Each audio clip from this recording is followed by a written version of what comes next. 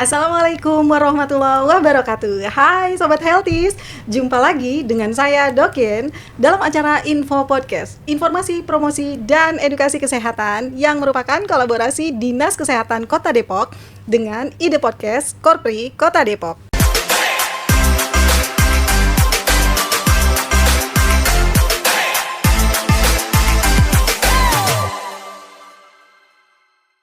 Sobat Healthies, memasuki bulan Juli, kita tahu nih setiap tanggal 23 Juli kita memperingati Hari Anak Nasional. Nah, tema Hari Anak Nasional tahun ini adalah Sayangi Anak, Lindungi dan Bangun Masa Depan. Nah, dalam podcast kita kali ini, kita tentu saja kedatangan tamu yang spesial dong, yang berkaitan juga dengan anak-anak. Tapi saya hari ini tidak mengundang anak-anak, tapi mengundang seseorang yang sangat dekat dengan anak. Langsung aja kita sapa, yaitu Dr. Miza Dito Afrizal Azwir, spesialis anak. Halo, Assalamualaikum Dr. Miza. Waalaikumsalam. Apa kabar dok? Alhamdulillah baik. Dokter gimana kabarnya? Alhamdulillah sama-sama dok, baik juga. Nah Sobat Healthies, kalau Sobat Healthies tahu beliau adalah seorang influencer nih dengan followersnya menuju 1M ya dok ya? Masih jauh kalau 1M. Sudah di atas 500.000 followers loh. Nah jadi ini spesial banget. Kita kedatangan Dr. Miza. Saya panggilnya Dr. Miza aja ya dok? Boleh. Oke, Dr. Miza ini kan sangat concern banget sama anak-anak ya dok? Betul. Pandangan dokter nih, anak-anak itu seperti apa sih? Kriterianya seperti apa sih? Kalau misalnya kriteria anak-anak sih kita selalu pakai patokan yang dicanangkan oleh WHO ya. Okay. Bahwa anak-anak itu adalah seseorang dari mulai berusia 0 hari sampai berusia 18 tahun. Nah itu sebenarnya kita masuk ke dalam definisi anak-anak. Ini sih kita sebenarnya ngikut apa yang dibilang sama WHO aja. WHO bilang pokoknya sampai 18 tahun pokoknya anak-anak gitu. Oke. Iya, jadi meskipun 18 tahun kan kita mikirnya ini kayaknya udah gede gitu ya dok ya, tetap ya masih anak-anak ya dok. Nah jadi terkait pertumbuhan dan perkembangan anak nih dok, gimana dok? Iya, terkait perkembangan dan juga pertumbuhan anak, nih mungkin supaya kayak lebih kita ngobrolnya mungkin lebih enak, mungkin kita ngobrolin definisi dulu kali ya. Okay. Karena saya itu sampai sekarang udah mau 9 tahun jadi dokter anak. Kayaknya setiap kali ada pasien kayak nanya sama saya kayak dok mau cek tumbuh kembang anak dong gitu. Kadang-kadang saya kalau pas lagi longgar gitu, pasien lagi nggak terlalu banyak, saya juga kayak kadang-kadang suka kayak iseng gitu dok nanya, emang ibu tahu nggak sih tumbuh kembang itu apa gitu kan? Apa tumbuh kembang itu cuma tempat rumah sakit saya praktek, rumah sakit tumbuh kembang atau apa? Nah, tumbuh kembang itu sebenarnya terdiri dari dua kata, tumbuh dan juga kembang. Perbedaan antara tumbuh dan juga kembang, kita ini satu-satu. Tumbuh artinya tumbuh ataupun pertumbuhan itu artinya adalah bertambahnya volume tubuh seorang anak. Oke. Jadi apa sih bertambah volume itu apa? Dia bertambah berat badan, dia bertambah tinggi badan, dia bertambah lingkar kepalanya. Pokoknya ada kayak perubahan, penambahan volume anak dari mulai bulan sekarang ke bulan besok, ke bulan depannya, lalu bulan depannya lagi. Nah itu yang disebut sebagai pertumbuhan. Nah itu namanya pertumbuhan. Nah satu lagi temennya adalah kembang atau perkembangan. Apa bedanya kalau misalnya pertumbuhan ini kita kita ngomongin bertambahnya volume? Tadi saya bilang kalau misalnya perkembangan kita jawabnya adalah definisinya adalah bertambahnya skill seorang anak. Itu namanya kembang. Jadi misal anak umur berapa misalnya 4 bulan misalnya ya nih umurnya ngasal aja deh 4 bulan, anak 4 bulan tadinya masih belum bisa ngapa-ngapain, lalu pada saat usia 4 bulan dia bisa tengkurap misalnya gitu. Nah skill dia tengkurap itu kita sebut sebagai perkembangan. Nah sementara kalau misalnya anak yang tadinya lahir misalnya 3 kilo, waktu pas di umur 4 bulan dia jadi 6 kilo misalnya, nah itu kita sebut sebagai pertumbuhan. Nah itu dia perbedaan antara perkembangan sama pertumbuhan gitu. Biar kita ngobrolnya enak, biar semua teman-teman yang kayak ngedengerin nanti mungkin tahu setiap kali saya ngomong tumbuh ataupun saya ngomong kembang, udah langsung connect nih arahnya. Oke, yang mau diomongin apa sebenarnya gitu. Jadi kebutuhan dasar apa aja nih dok yang dibutuhkan seorang anak supaya bertumbuh dan berkembang dengan baik? Secara singkat, secara garis besar dan sudah dirangkum sebenarnya itu yang dibutuhkan oleh anak tuh secara garis besar kita bagi menjadi 3. Asah, asih, sama asuh. Apa sih perbedaannya antara asah, asih, sama asuh? Asah dulu. Asah itu adalah kemampuan adalah sebuah sebutannya stimulasi yang diberikan oleh si pengasuh, siapapun pengasuhnya, bisa ayahnya, bisa ibunya, mungkin kalau ayah ibunya kerja sama oma opanya atau misalnya sama nenek kakeknya atau tantenya atau misalnya siapapun. Jadi latihan biar anak itu dia bisa tengkurap. Nanti habis tengkurap latihan buat bisa duduk, nanti latihan buat bisa merangkak gitu.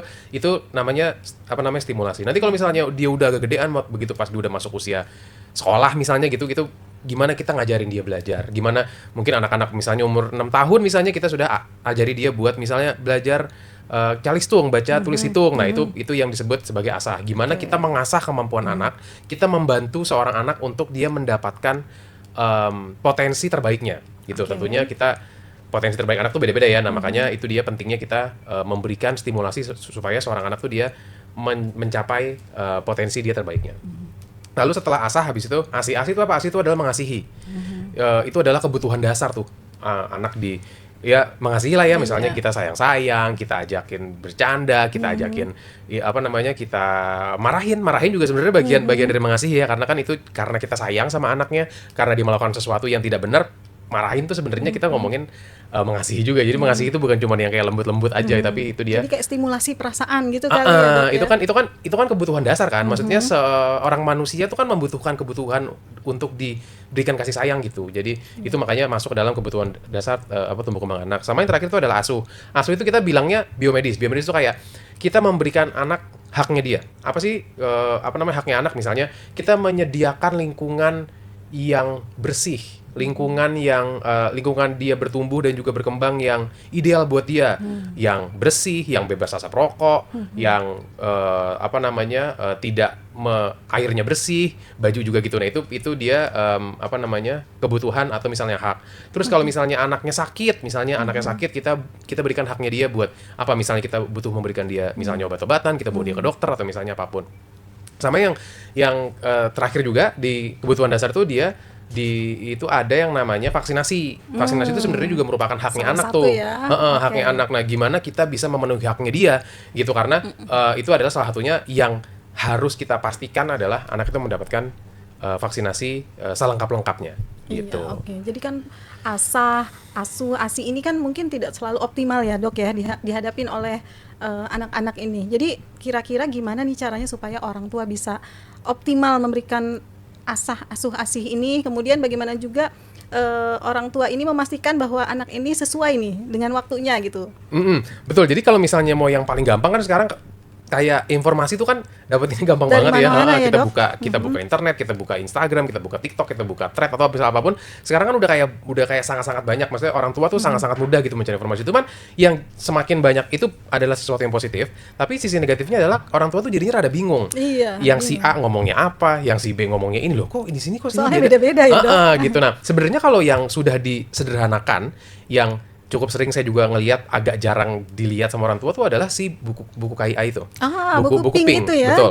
Buku pink itu nggak tahu sih, menurut saya kayaknya semua yang dibutuhkan tuh sebenarnya di situ udah ada. Udah caranya stimulasi anak sesuai sama umur udah dibikin, nutrisi anak sesuai sama umur udah dibikin, semuanya gimana caranya ini, gimana cara itu, menurut saya sudah cukup lengkap. Iya. Kalau mau pakai tambahan dari luar silahkan, tapi kalau misalnya ternyata mau itu aja nggak apa-apa. Nah, terkait pertanyaan tadi yang kayak gimana kalau misalnya kita beda, nah kita tinggal cocokin aja gimana, karena buku KIA itu kan yang bikin kan rangkuman dari ada dokter anak, ada bidan, ada dokter spesialis kandungan, ada dokter gizi, semuanya bikin dan merangkum menjadi buku satu itu. gitu ya. Nah, itu yang kalau misalnya kita mau kayak belajar sendiri. Nah, terus gimana kan kita kan harus monitoring. Nah, idealnya sebenarnya setiap bulan anak itu sampai umur 2 tahun itu dia harus diukur tingginya, ditimbang beratnya, dan diukur lingkar kepalanya. Di mana, apakah harus ke dokter terus? Apakah harus dokter anak terus? Apakah harus kemana? Sebenarnya nggak usah. Karena kita sudah punya sebuah sistem yang cukup oke, yang cukup bagus, yang namanya posyandu. Gitu. Nah, posyandu ini kan tugasnya dia sebagai alat untuk menyaring kan, alat untuk kayak screening. Iya. Tentunya posyandu tidak bisa menjadi alat diagnosis. Jadi sewaktu-waktu misalnya kader-kader posyandu melihat sesuatu ada yang tidak, kok nih bulan ini harusnya naiknya, kan kalau di buku KIA tuh ada KBM tuh, ada kenaikan berat badan minimal. Ya. Nah, jadi misalnya umur berapa? Umur 5 ke umur 6 bulan misalnya, harusnya di situ KBM-nya 500 misalnya. Loh, ternyata begitu ditimbang bulan ini ternyata naiknya berapa? Misalnya 200 gitu. Nah, biasanya teman-teman kader posyandu bakalan kayak, Bu, ini silahkan ke dokter ya gitu. Dokternya pun awalnya nggak harus dokter spesialis anak juga sebenarnya nggak apa-apa. Bisa ke puskesmas dulu atau nanti dilihat. Maksudnya itu kan saringannya banyak. Karena kalau semuanya ke dokter anak juga, nanti saya nggak bisa ngobrol di podcast gini kan, karena ngurusin pasien terus gitu. Jadi makanya sebenarnya sih secara sistem apa yang kita sekarang punya menurut saya sudah cukup bagus ya buat kayak kita menilai tumbuh kembang anak dengan baik. Dan gimana jalur intervensinya juga menurut saya sebenarnya sudah cukup jelas gitu. Jadi makanya asal kita turutin bukunya, kita masalahnya buku itu kan rada jarang dibuka juga kalau saya suka Iya. lihat jarang dibuka. Posyandu kadang-kadang suka nggak datang, terus tiba-tiba nanti pada saat datang ke dokter misalnya anaknya sekalian sakit loh Bu, dokternya iseng nanya, Bu anaknya udah bisa ngapain, terus habis itu ibunya bilang belum bisa ini, terus kan loh kok di umur segini kok masih belum screening, umur segini masih belum bisa gitu. Itu kan padahal kan segala macam yang kayak kita intervensi lebih awal kan lebih bagus Baik, outcome-nya iya. gitu. Jadi Iya. gitulah kurang lebih. Ya, nah jadi Sobat Healthies nih jangan lupa ada buku PINK, buku KIA. Nah ini biasa dibawa ke posyandu atau ke puskesmas atau juga saat ke dokter. Jadi Betul. si buku PINK ini tidak hanya untuk mengisi grafik-grafik ya dok ya, Betul tapi sekali. juga Sobat Healthies semua bisa melihat bagaimana pertumbuhan dan perkembangan anak yang baik disesuaikan nih dengan kondisi anak-anak gitu. Betul. Ya kemudian dok, faktor-faktor yang mempengaruhi kecerdasan anak tuh apa nih? Faktor kecerdasan tuh kita ngomongnya sih tidak bisa satu faktor ya. Maksudnya Oke. pasti itu adalah gabungan dari sangat Banyak berbagai banget macam pasti. faktor yang bisa mempengaruhi kecerdasan si anak. Dari kayak kata-kata cerdas aja kan di sini rada-rada apa istilahnya definisi cerdas setiap Bias juga orang nih. pasti kan beda. Kita di sini Iya. berdua kalau cerdas itu apa, antara saya sama dokter juga mungkin jawabannya Iya. bisa beda. Tapi sebenarnya pengaruhnya itu banyak sekali, dari mulai genetik, terus habis itu gizi ibu waktu pas lagi di waktu pas masih gadis, terus habis itu gimana keadaan kehamilannya, gimana kondisi kehamilannya, lahirnya gimana, nutrisi yang diberikan oleh anak, diberikan kepada anak dari dia lahir, misalnya ASI eksklusif sampai anak berusia 6 bulan, lalu habis itu diberikan MPASI, MPASI-nya MPASI yang secara gizi dan juga nutrisi itu sesuai sama kebutuhan gizinya dia. Terus habis itu dari segi nutrisinya, nanti setelah itu kita ngomongin dari bagian stimulasinya. Yang tadi kita bilang stimulasi, mungkin banyak teman-teman yang di sini pasti kayak stimulasi apa gitu. Itu sebenarnya tinggal dibuka aja. Saya udah sering banget ngebuka dan itu udah sangat-sangat bagus. Nah, itu semuanya mempengaruhi kecerdasan. Maksudnya apa yang dilakukan sekarang pada saat dia anak mungkin berusia 4 bulan, mungkin masih belum banyak yang berpikir anak 4 bulan cerdasnya ngapain sih kan gitu. Dan mungkin apa yang kita lakukan sekarang pada saat anaknya masih berusia 4 bulan itu pengaruhnya bisa nanti terjadi pada saat nanti anaknya udah kuliah ataupun Iya. dia sudah menjadi kepala keluarga misalnya, itu pengaruhnya sudah dari itu. Jadi makanya penuhi semua tadi asa-asa asuh itu sehingga anak dia bisa mencapai kecerdasan yang optimal itu tadi. Iya, bahkan nggak hanya dari diri anaknya itu sendiri dan orang tuanya, mungkin dari lingkungan sekitar itu juga mempengaruhi ya dok. Bener banget. Ya kalau gitu salah satunya nih dok, tadi kan ngomongin gizi misalnya, Ya. nutrisi apa nih dok yang baik nih untuk anak? Oke, nutrisi gini. Kalau ini saya ngomong bener-bener dari baru lahir banget nggak apa-apa ya. Jadi Nggak apa-apa dong. jadi rada panjang nggak apa-apa Iya, ya. nggak apa-apa, dok. Gitu. Jadi sebenarnya gini, begitu pas anak baru lahir, ini sesuatu yang sifatnya simpel dan juga sederhana banget, tapi entah kenapa saya melihat masih banyak yang tidak mendapatkannya, yaitu IMD. Inisiasi menyusui dini. Iya. Itu cuman 5 menit, 10 menit, 15 menit, tapi itu pengaruhnya luar biasa sekali karena yang diberikan di situ oleh ibu lewat ASI-nya pada saat awal itu sangat banyak sekali. Jadi IMD tuh semua Penting banget, penting ya. banget semua buat teman-teman yang mungkin sekarang lagi hamil atau misalnya pokoknya begitu pas mau punya anak, jangan lupa minta IMD wajib, kecuali memang pada keadaan-keadaan tertentu ya, misalnya ternyata bayinya keadaannya kurang bagus waktu lahir sehingga harus buru-buru dibawa ke ruang rawat, Kondisi ya itu kita nggak tertentu bisa. lah ya, Dok. Tapi secara umum harusnya seorang anak tuh mendapatkan IMD, inisiasi menyusui dini. Terus habis itu setelah itu dari umur 0 sampai umur 6 bulan itu dia harus mendapatkan ASI eksklusif. Ya, Oke. ASI eksklusif artinya apa? ASI aja, nggak pakai yang lain-lain, nggak pakai yang lain-lain. Kalau misalnya gimana? Kalau misalnya kok ada saudara saya yang dia dapetnya susu Nah formula, biasanya faktor dari luar nih dok. benar gitu. Nah, itu tuh susu formula sebenarnya bukan sesuatu yang tanda kutip kita bilang haram. Kita juga tidak bisa. Maksudnya itu juga pada sebagian anak memang membutuhkan Dibutuhkan, ya. susu formula. Tapi jangan pernah memberikan susu formula kalau misalnya belum disarankan oleh dokter anaknya. Jadi jangan cuman gara-gara temen, gara-gara tetangga, gara-gara siapapun ngomong, udah kasih aja, kayaknya minumnya kurang Minumnya tuh, kayaknya dikit, apa biasanya gitu. begitu ya, Dok? Gitu, karena pemberian susu formula itu kalau secara medis itu wajib atas indikasi dokter. Nggak harus dokter anak nggak apa-apa, tapi yang penting dokter.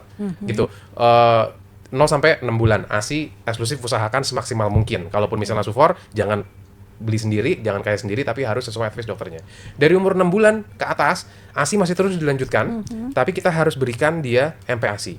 Ya. Oke, MPASI itu kalau misalnya dia masih di bawah 10 bulan, di bawah 9 bulan, di bawah 10 bulan, itu sebenarnya dia cuma kayak pendamping aja. Ya, karena 70 sampai 80% kebutuhannya masih harus dipenuhi sama ASI. ASI. Oke. Oke. Nah, nanti setelah dia udah umur sekitar 10 bulan, 9 bulan, 10 bulan itu tuh sudah menjadi 50-50 dong. Jadi 50% ASI, 50% makanan padat atau misalnya MPASI. Nanti Instan sama itunya ngaruh nggak, Dok? pemilihan instan Iya. MPASI-nya tidak pengaruh, tapi memang yang terbaik adalah pemberian MPASI homemade yang gizinya lengkap. Lengkap itu kan dia harus ada karbohidrat, harus ada protein, utamakan protein hewani dan juga fat ataupun lemak.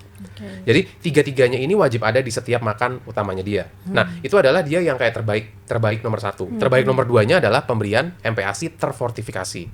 Nah, tapi sekarang kita suka kayak jadi, kok banyak yang bilang MPASI fortifikasi gizinya lebih lengkap. Banyak yang bilang kayak gitu kan. Kita kan sering dengar. Kenapa? Karena kita tidak bisa menutup mata di lapangan, di sekitar kita masih banyak loh anak-anak yang MPASI-nya cuma dikasih pisang kerok. Ya kan? Cuman dikasih papaya aja yang dibenyak-benyak.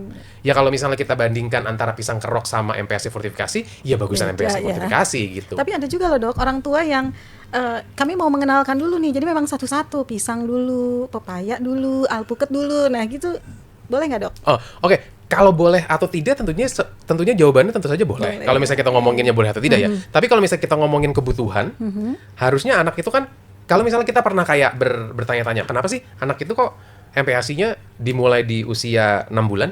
Kenapa sih seorang anak tuh tidak diberikan MPASI di usia misalnya, kenapa nggak di usia setahun aja sih, waktu pas anak udah gedean baru di situ dia Udah ada disuruh giginya makan? juga gitu ya. Kenapa sih nggak di situ? Nah, karena menurut setelah dilakukan penelitian, ternyata ASI saja itu akhirnya kebutuhan nutrisinya, suplai nutrisinya sudah tidak bisa memenuhi kebutuhan nutrisi anak begitu anak tuh berusia 6 bulan.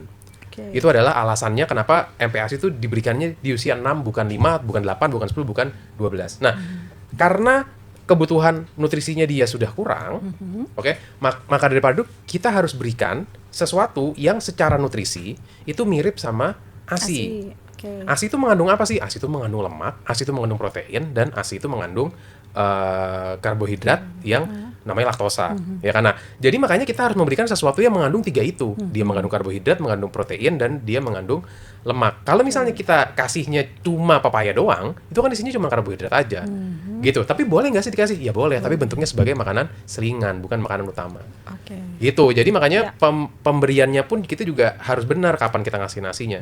Gitu kayak nanti begitu anak udah umur setahun, kebutuhannya sudah terbalik tuh. 70% harus dalam makanan padat, 30% harus dalam bentuk makanan cair.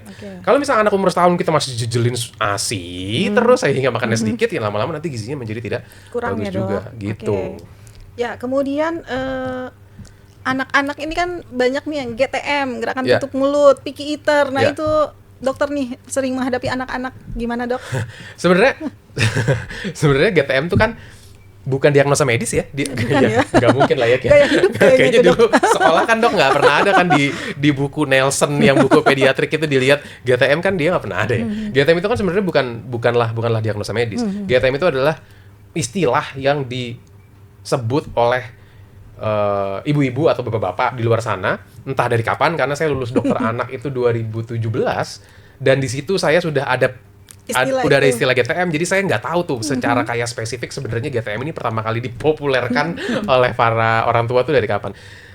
Karena dia bukan bahasa medis, jadinya definisinya tuh agak kurang jelas. Makanya kalau misalnya kita tadi setiap kali kita bahas, saya suka ngebahasnya dari mulai definisi supaya orang yang ngedenger juga kalau tiap dokter Miza ngomong sama ini, gitu ya. Nah GTM tuh kita soalnya kalau misalnya kita di sini berberapa kita tanya GTM apa, mungkin setiap orang akan punya pendapat yang beda-beda. Nah tapi kalau misalnya masalahnya adalah anak yang tidak mau makan, jelas ke akar-akar permasalahan anak tidak mau makan tuh jelas sangat-sangat banyak sekali. Nah tapi kalau menurut penelitiannya, ini bukan kata saya, tapi menurut penelitiannya 80-85% permasalahan makan pada anak itu diakibatkan oleh satu hal, yaitu inappropriate feeding practice atau pemberian cara makan yang salah. Pemberian cara makan tuh gimana kita ngatur jadwal. Jadwal tuh menurut saya adalah sesuatu yang sangat-sangat fundamental banget. Kapan kita kasih makan, kapan kita kasih susu, kapan kita kasih snack yang tadi kita ngomongin buah. Kayak kita harus jedain 2 jam sebelum makan dan 2 jam setelah makan dia harus puasa. Jadi puasanya harus di depan dan juga harus di belakang. Lalu habis itu jadwal-jadwal lainnya itu jadwal. Terus cara pemberian makannya gimana? Makannya jangan sambil jalan-jalan, makannya jangan sambil nonton, makannya jangan sambil digendong-gendong keliling komplek, jangan sambil Biar anteng katanya, Dok. benar, biar anteng. Nah, kenapa banyak orang yang merasa cara pemberian makannya ini tidak berhasil? Karena dari banyak yang saya observasi, dari berbagai aturan pemberian makan atau feeding rules itu banyak yang penerapannya itu pilih-pilih, Dok. Ini anak saya tidak kan tadi saya bilang bahwa nih saya cuma pakai contoh aja ya. Misalnya anak itu tadi saya sudah bilang di depan bahwa harus ada harus ada puasa 2 jam sebelum makan dan puasa 2 jam setelah makan. Terus nggak bisa tapi anak saya. Jadi saya puasain yang 2 jam sebelumnya aja lah. Puasa 2 jam setelahnya nggak usah lah.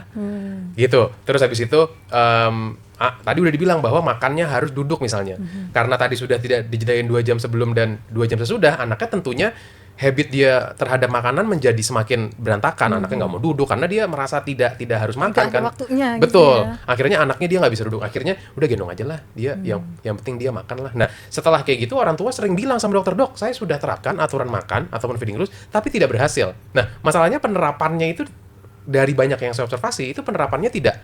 Jadi kayak Nggak konsisten gitu. tidak konsisten satu, tapi kayak apa ya istilahnya, kayak ibaratnya kita kayak prasmanan gitu loh, Dok, ngerti nggak sih? Jadi kayak yang mau saya terapkan cuma yang ini aja sama yang ini aja gitu. Yang ini saya nggak mau padahal harusnya penerapan itu kan dia holistic satu ini semuanya harus diterapkan. Nah, yang diterapkan cuma ini aja, ini 2 jam setelah makan aja, sebelumnya nggak usah. Terus habis itu ini nggak usah gitu. Dan setelah itu orang tuanya berpikir bahwa saya sudah terapkan tapi anak saya GTM. Nah gitu. Jadi makanya ini sudah berdasarkan penelitian bahwa 80-85% anak dengan permasalahan makan itu penyebab nomor satunya adalah karena inappropriate feeding practice atau cara pemberian makan yang salah. Gitu. Nah, itu nanti akan berujung ke si GTM tadi atau apapun itu definisinya, picky eater. Iya. Picky eater tuh terjadi umumnya karena apa, Dok? Tahu nggak? Picky eater tuh terjadi akibat si anak terbiasa diberikan pilihan sejak dia kecil. Dia kita kasihin apa, misalnya kita kasih nasi pakai ayam goreng misalnya, Dok, ya, kita kasih nasi pakai ayam goreng, habis itu anaknya nggak mau, ayo udah diambil, terus ganti ikan, kasih ikan, terus anaknya nggak mau ambil, kasih telur, terus kasih telur, nggak mau ambil, ganti misalnya apa, pisang misalnya gitu, terus akhirnya ketemu misalnya dia maunya udang misalnya gitu ya, habis itu dia mau udang, terus habis itu besoknya gitu lagi dikasih udang dia udah nggak mau, ganti salmon, ganti ikan kembung, ganti lele dia mau, terus itu terjadi terus tuh. Setelah itu terjadi terus-terusan selama berhari-hari, mungkin berminggu-minggu, bahkan berbulan-bulan, si anak punya pola berpikir bahwa ternyata kalau misalnya saya diberikan makanan sama orang tua saya boleh bilang enggak sampai saya dapat apa yang saya mau, baru saya bilang iya. Apakah dia punya ide itu sendiri? Tentu saja tidak. Itu adalah sesuatu yang diajarin sama semua orang di rumahnya dari awal. Nah, akhirnya setelah itu orang tuanya langsung deh posting, anak gue picky eater banget nih.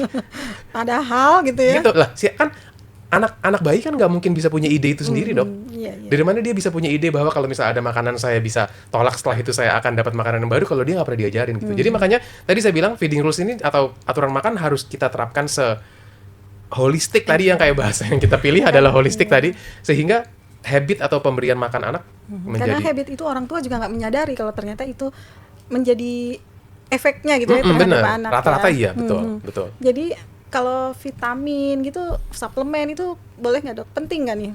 Oke, kalau misalnya kita bilang penting atau tidak, tentu saja penting. Ya, vitamin itu kan bagian dari mikronutrisi. Makronutrisi itu, jadi nutrisi kita bagi secara besar jadi 2 ya, Dok. Ada makronutrisi sama mikronutrisi. Makronutrisi adalah nutrisi makro yang dari tadi udah kayak kita bahas tuh, kayak karbohidrat, protein, dan juga lemak, itu namanya makronutrisi. Mikronutrisi itu adalah sifatnya yang kayak vitamin, mineral. Nah, itu adalah nutrisi-nutrisi yang kalau misalnya kurang, gejalanya tidak nongol langsung sekarang. Kan kita kalau misalnya kurang karbohidrat, gejalanya langsung lemesnya nongol sekarang nih, Dok. Kayak misalnya kita lagi kurang makan, kelangsungan. Mikro tuh dia biasa gejalanya kayak kurang tapi nanti gitu tiba-tiba ya. gitu. Nah, itu salah satunya adalah vitamin. Nah, jadi vitamin itu memang adalah bagian dari kebutuhan nutrisi seorang anak.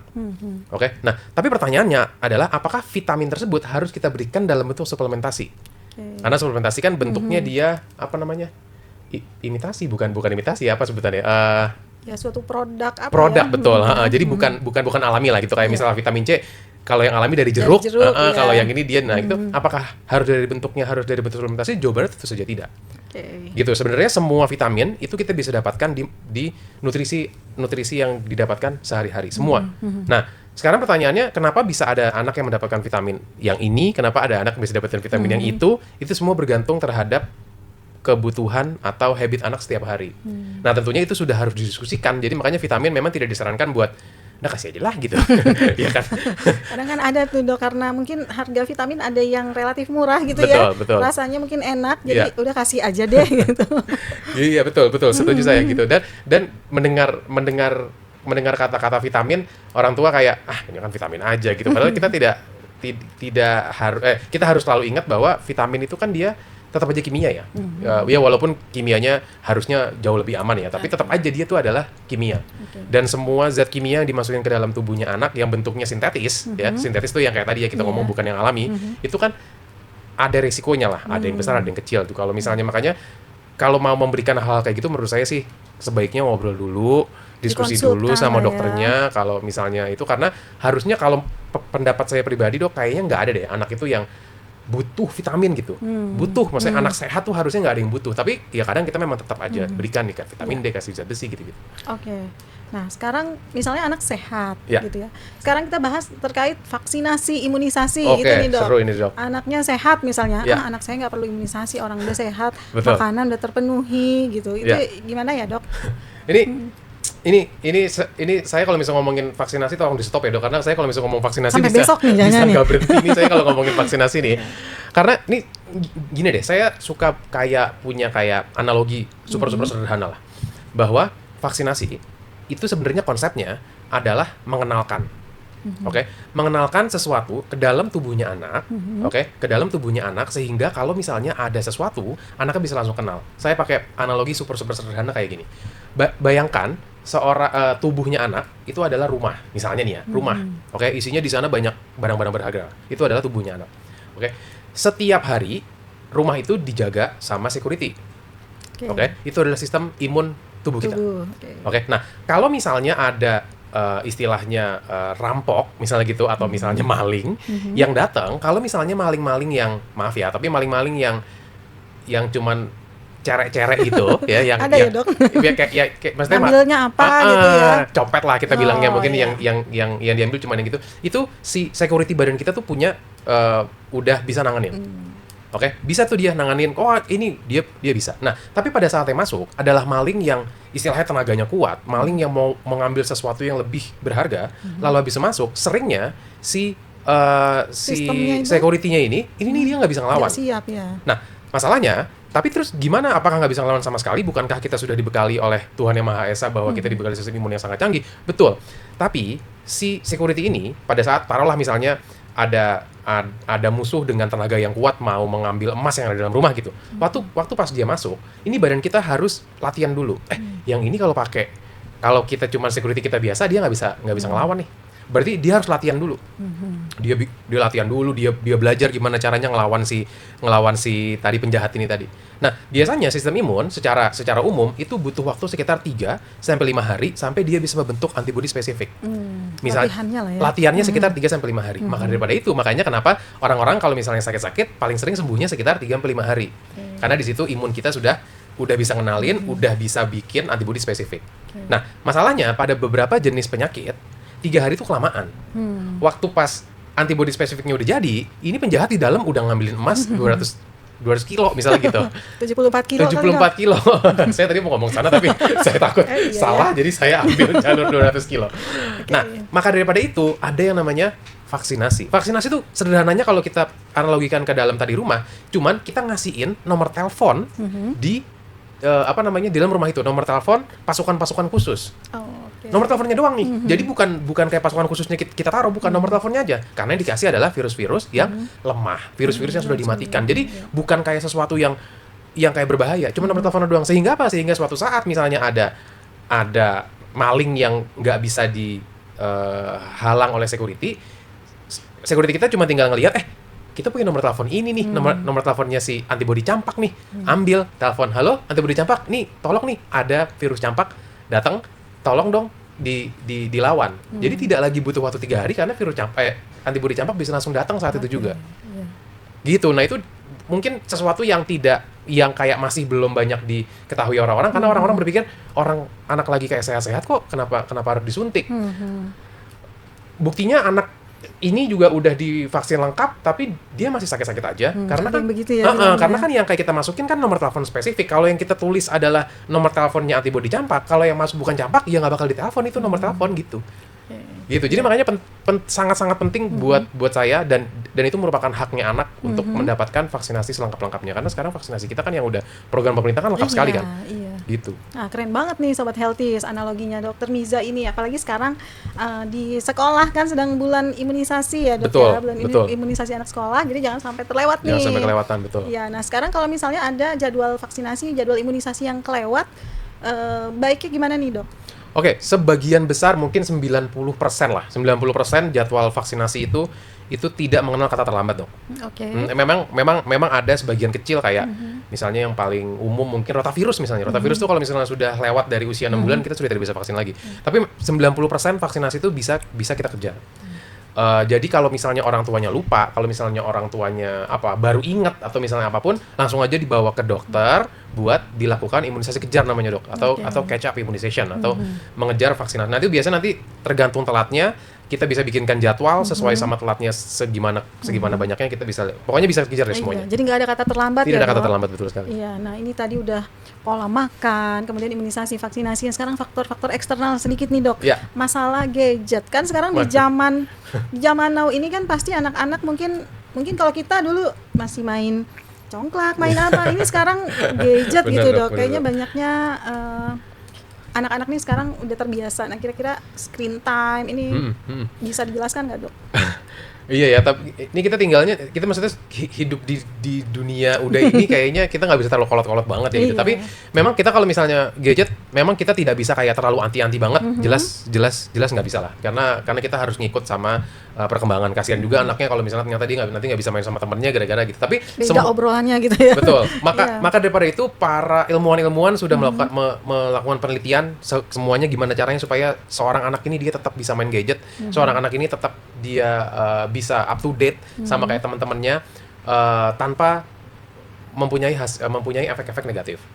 Jadi setelah dilakukan penelitian bukan oleh saya tentunya karena saya kurang pintar, jadi oleh para ilmuwan di luar sana, itu ternyata anak umur 0 sampai umur 2 tahun itu ternyata tanpa terkecuali nggak boleh gadget, Dok. Karena ini sudah berdasarkan penelitian bahwa pengenalan screen time sebelum usia 2 tahun itu menyebabkan kerusakan otak yang permanen. Kerusakan otaknya ada yang kelihatan banget, ada yang enggak, tapi kerusakan otaknya ternyata terjadi secara permanen umur 0 sampai 2 tahun. Oke, jadi umur 0 sampai 2 tahun kita bener-bener jangan. Enggak, ya. Oke, ternyata ada pengecualian, Dok. Kalau misalnya anaknya sudah lebih dari 1 tahun, masih boleh, sudah mulai boleh, tapi cuma boleh kalau video call aja, Dok. Gitu. Umur setahun ke atas, kalau misalnya ini video call misalnya mamanya lagi di kantor, kangen ngobrol-ngobrol gitu. Kalau misalnya di bawah tahun gimana? Kalau misalnya mamanya kangen, masa nggak boleh video call. Nah, jadi menurut penelitian ya kenapa sih anak umur di bawah setahun dia tidak boleh screen time, karena itu merusak persepsinya dia. Buat kita udah bisa ngelihat bahwa ini ada orang di dalam kotak, bentuknya kecil orangnya gitu, yang kayak berbeda. Kita secara perspektif kita sudah bisa menerima dan juga memahami itu. Buat anak-anak di bawah setahun, mereka tidak bisa memahami itu. Kenapa kok bisa ada orang kecil cuman di kotak segini, orang nggak bisa ngomong, sementara orang-orang lain yang saya lihat bentuknya tidak segini. Nah, itu ternyata merusak sensori perspektifnya mereka. Nah, jadi gimana kalau misalnya di bawah setahun? Di bawah setahun kita bisa, kalau misalnya orang tuanya emang kepengen video callnya boleh, tapi pakai kamera belakang aja. Jadi yang ngelihat cuman mamanya aja. Anaknya cuman ngelihat kameranya doang gitu kan. Lihatnya layar bukan layar. Di atas tahun baru boleh pakai video call. Nanti setelah dia berusia 2 tahun ke atas baru dia boleh baru boleh dia punya screen time. Seberapa banyak? Sekitar 1 jam ya. Kalau udah lewat dari sehari itu ya, Dok? Iya, sehari. Kalau misalnya udah lewat dari 3 atau lewat dari 4 tahun, 2 jam masih oke. Tapi ada syaratnya lagi, Dok.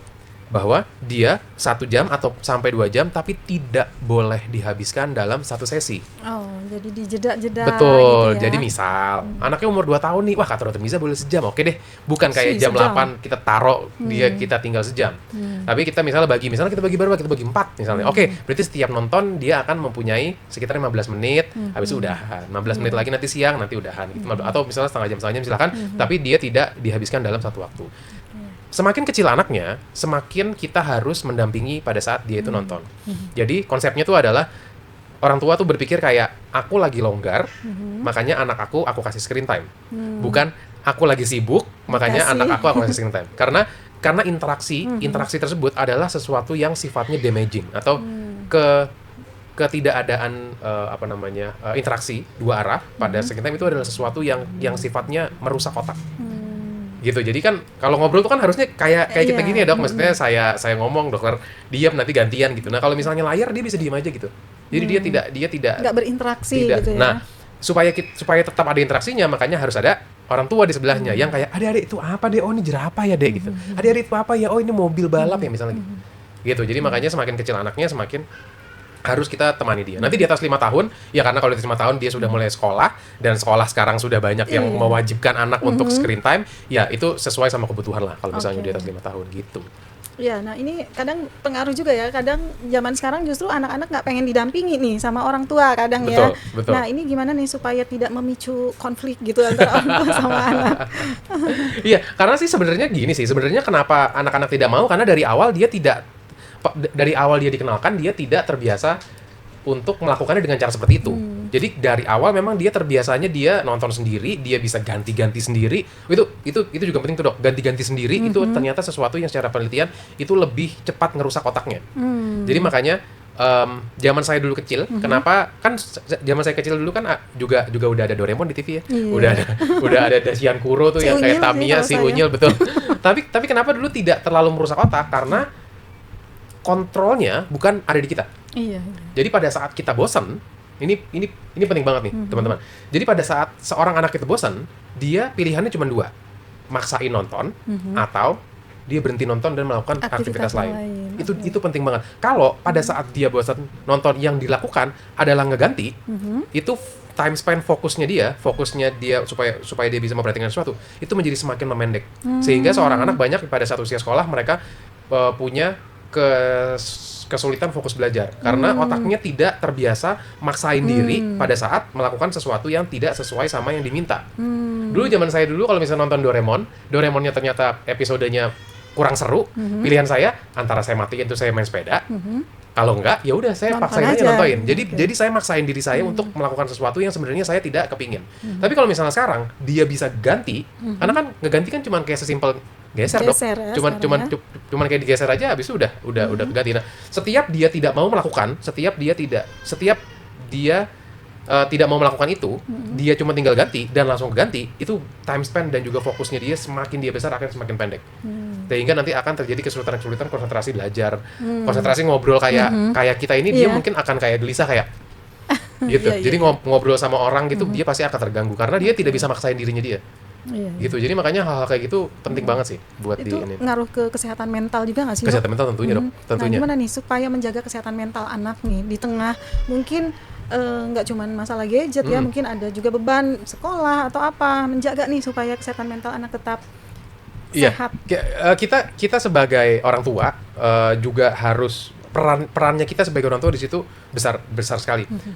Saya akhir-akhir ini lagi mengangkat topik ini juga di platform saya di Instagram. Apa bahwa nama Instagramnya, Dok? Miza Biar Frizal. di-follow ya, Dok? Miza Ya, Frizal. oke, oke. Saya melihat fenomena yang lagi mau saya bahas adalah saya ngelihat orang tua nih banyak yang melihat dan juga menganggap anak itu sebagai kayak piala gitu. Ngerti nggak sih? Jadi Iya. orang tua Bener-bener apa ya, menjadikan anak itu jadi kayak apa ya? istimewa lah gitu ya. Buat apa? Buat dia pamerin. Nah, itu ternyata bisa mengganggu kesehatan mentalnya dia karena dia diberikan beban. Anak sekecil itu diberikan beban harus membahagiakan orang tuanya sesuai ekspektasi orang tuanya. Oke. Gitu. Nah, itu makanya perannya orang tua di sini besar sekali. Kita harus mempunyai ekspektasi yang sesuai sama kemampuannya si anak. Ya, oke. Gitu. Kalau misalnya kita ngomongin kesehatan mental, apa yang terjadi pada saat lingkungan apa yang terjadi di lingkungannya, itu kita harus bisa kita batasi. Misalnya kita sudah kayak ngelihat dia bergaul sama temennya yang kayak, wah ini kok udah mulai agak ini ya, kok udah mulai tidak sesuai sama umurnya. Nah itu kita bisa kayak kita batasi, deh, kayaknya besok kamu gini aja deh, nggak usah saya mainnya sama si ini aja deh, karena nanti gitu misalnya gitu ya. Nah itu pengaruhnya ke dalam kesehatan mental menjadi sangat besar, karena akhirnya anak tidak terlalu menjadi terbebani dan juga melakukan sesuatu yang bukan sesuai sama umurnya dia gitu. Iya. Nah dok, selain itu nih anak-anak kan pasti suka banyak pengen tahu gitu ya dok. Betul. Bahkan pengen mencoba hal-hal baru yang sebenarnya itu mungkin bukan peruntukannya. Misalnya jadi terjerumus misalnya ke dalam narkoba, atau jangan narkoba dulu deh, hal-hal merokok. Nah itu gimana ya dok? Pintu masuk tuh soalnya merokok ya. Jadi sebenarnya gini sih, sebenarnya anak-anak itu paling sering mereka penasaran karena mereka kepingin mencontoh. Itu sudah menjadi rahasia umum deh. Kenapa anak yang A dia lebih punya tertarik dibandingkan anak yang B? Karena anak yang A sering lihat misalnya, kenapa anak A lebih punya penasaran buat kayak ngerokok dibandingkan anak yang B? Mungkin karena pada saat di rumah orang tuanya si A ngerokok di depan dia misalnya gitu. Kebiasaannya beda betul. ya. Jadi sehingga karena itu dilihat terus secara berulang, akhirnya rasa penasaran tersebut menjadi muncul. Nah, maka daripada itu sebenarnya penting banget buat kayak seorang anak itu, tadi kita ada di salah satunya ada di kebutuhan dasar anak yaitu asuh, yaitu mempunyai kebutuhan mempunyai lingkungan yang ideal buat mereka. Salah satunya dalam hal ini adalah asap rokok sih. Karena asap rokok tuh buat kayak anak umur berapapun kan membahayakan ya. Dari mulai dia bayi sampai dia gede, asap rokok itu kan bahaya banget. Jadi buatlah anak, lingkungan di sekitar anak itu lingkungan yang tidak ada paparan asap rokok. Karena itu pengaruhnya besar sekali kalau buat si anak itu. Jadi dari mulai kita ngomongin penyakit yang didapat, bronkopneumonia sebagai pembunuh nomor 1 anak di Indonesia. Nomor 1 adalah bronkopneumonia atau radang paru-paru. Itu dia disebabkannya salah satu yang paling utama adalah dari community acquired pneumonia atau dia didapatkan dari komunitas. Komunitas apa sih sekarang yang paling dekat sama kita? Asap rokok. Asap ya. Jadi makanya itu dari mulai kita ngomongin penyakit sampai Stunting pun begitu ya dok? Stunting, betul. Stunting juga kalau misalnya anaknya sering sakit, anaknya batuk-batuk terus, anaknya demam-demam terus karena sering terpapar asap rokok, akhirnya saluran pernapasan dia menjadi hyperaktif, jadi dia terlalu sensitif, akhirnya sering sakit, akhirnya pertumbuhannya menjadi tidak bagus, ujung-ujungnya menjadi stunting. Gitu. Sampai yang tadi pertanyaan dokter yaitu mengenai gimana si anak tersebut dia menjadi keinginan dia buat nyobain menjadi semakin tinggi karena dia ngeliat terus. Jadi tolong teman-teman mungkin orang tua ataupun siapapun atau misalnya orang dewasa berhenti merokok kayaknya udah bosan ya kalian ngedengar kata-kata berhenti merokok, mungkin ada yang ngaruh ada yang enggak, tapi kalau misalnya tidak pengaruh, tolonglah kalau misalnya emang kepingin ngerokok, merokoklah di tempat-tempat yang jauh, merokoklah di tempat-tempat yang tidak sehingga populasi yang rentan, anak bayi, anak-anak, ibu hamil dan juga lansia, tolong jauh-jauh dari mereka. Karena kalau misalnya emang tidak bisa berhenti, paling tidak ya rusak sendiri aja gitu, jangan ngajak-ngajak anak lain ya. Gitu. Nah sekarang pesan-pesan dokter nih untuk anak Indonesia, khususnya anak Kota Depok, gimana? Untuk orang tua gimana nih dok? Ya, anak-anak saya pesan buat semua orang tua dulu ya, orang tua yang ada di Kota Depok, yang ada di Indonesia, khususnya yang ada di Kota Depok, karena saya praktek di Depok juga. Sayangin anaknya, berikan hak-hak anaknya, berikan apa yang menjadi kebutuhan anak, bimbing anaknya, dan berikan yang terbaik untuk mereka. Dan buat anak-anaknya, jadilah anak-anak yang terbaik buat diri sendiri dulu nomor 1, kedua keluarga, yang terakhir buat lingkungan khususnya Kota Depok. Oke, makasih banyak nih Dokter Terima Niza, kasih, Dok. seneng banget. Gak kerasa nih Sobat Healthies, kita udah ngobrol banyak nih seputar anak-anak. Gak kerasa ya dok Iya, ya? benar juga, tiba-tiba udah terima sejam kasih aja nih, Dok. banyak. Iya, makasih banyak nih dok Mari. untuk ilmu-ilmunya, sharing-sharingnya. Ya, terima kasih juga kita udah bisa- ngundang saya ke sini ya. Ya, mudah-mudahan nanti kita bisa ngobrol-ngobrol lagi Ya. ya dok ya. Nah Sobat Healthies, gimana nih obrolan kita pada hari ini? Seru banget kan? Nah jangan lupa follow terus, ikuti terus Info Podcast di episode-episode berikutnya yang lebih menarik lagi. Jangan lupa juga follow akun Instagram, YouTube-nya Dinkes Kota Depok. Dan juga jangan lupa nih, boleh follow Instagram-nya narasumber kita pada siang hari ini. Info Podcast, sehat bersama, pasti bisa. Terima kasih, sampai jumpa lagi.